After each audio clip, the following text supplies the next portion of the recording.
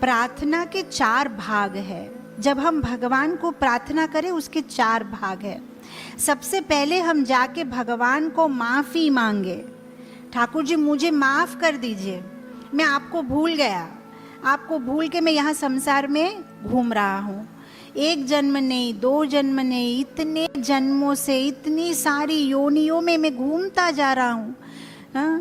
कभी सिंह बन रहा हूँ, तो कभी मगरमच्छ बन रहा हूँ, तो कभी हाथी बन रहा हूँ, मुझे माफ़ करिए, मैं भूल गया आपको।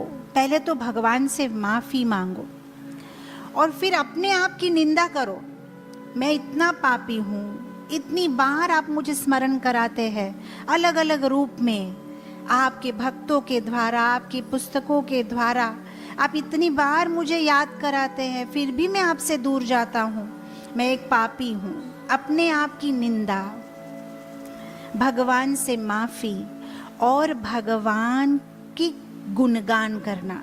ठाकुर जी आपके सिवाय कौन है मेरा इस दुनिया में, कौन मेरी मदद कर पाएगा, मेरे दुख का निवारण कौन कर सकता है आपके सिवाय, कोई नहीं, आप ही है मेरे लिए।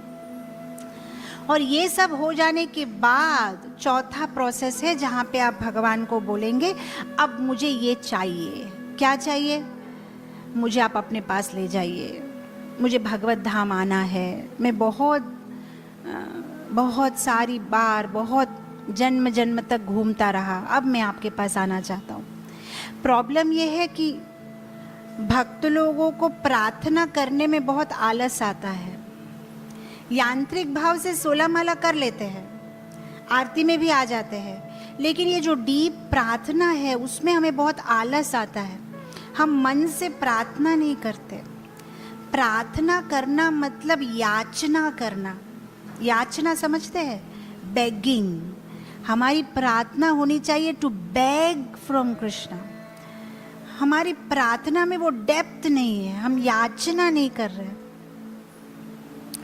क्योंकि हमें लगता ही नहीं कि इस दुनिया में दुख है, इसलिए हमारी याचना भी बहुत गंभीर नहीं है। अगर आप इमेजिन करिए, आप द्वारका नगर से कहीं जा रहे हो गाड़ी में और आपका गाड़ी का डोर कोई भिखारी खटखटाता है और बोलता है कि देखो मैं 3 दिन से तो इस्कॉन में फीस्ट खा रहा हूँ, आज के लिए कुछ पैसा दे दो, फिर से खा के आऊँगा। अब देंगे पैसा? जब वो बोलेगा मैं 3 दिन से भूखा हूँ, तब आप इमीडिएटली पैसा निकालेंगे। लेकिन अगर वो बोलता है मैं 3 दिन से अच्छा से खाया हूँ, आज भी दे दो, खा के आ जाऊँगा। याचना करना है हमें। हमको याचना करना नहीं आता, हम भगवान से व्यापार करते हैं।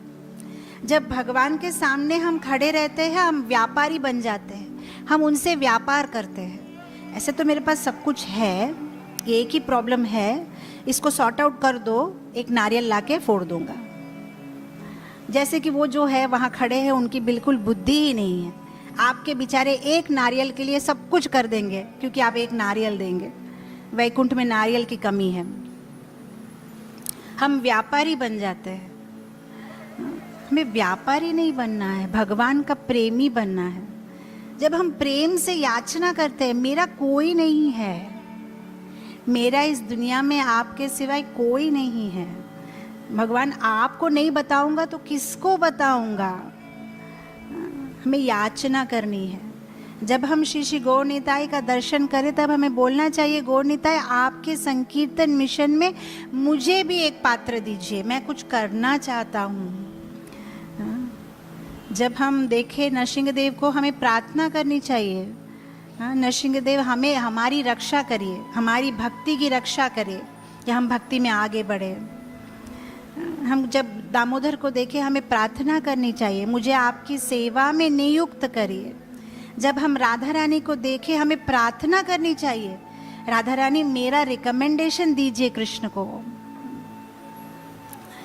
प्रभुपाद जी बहुत सुंदर बोले थे एक प्रवचन में। प्रभुपाद जी ने बोला, जब राधा रानी के सामने खड़े रहो, तब राधा रानी को रिकमेंडेशन मांगो, राधा रानी से बोलो। प्रभुपाद जी इंग्लिश में बोले, राधा रानी से बोलो, my dear Radha Rani, can you please tell your Krishna something about me. मेरी प्रिय राधा रानी, क्या आप अपने कृष्ण से मेरे बारे में कुछ बोलेंगे, कुछ रिकमेंडेशन करेंगे। हमारी प्रार्थना होनी चाहिए।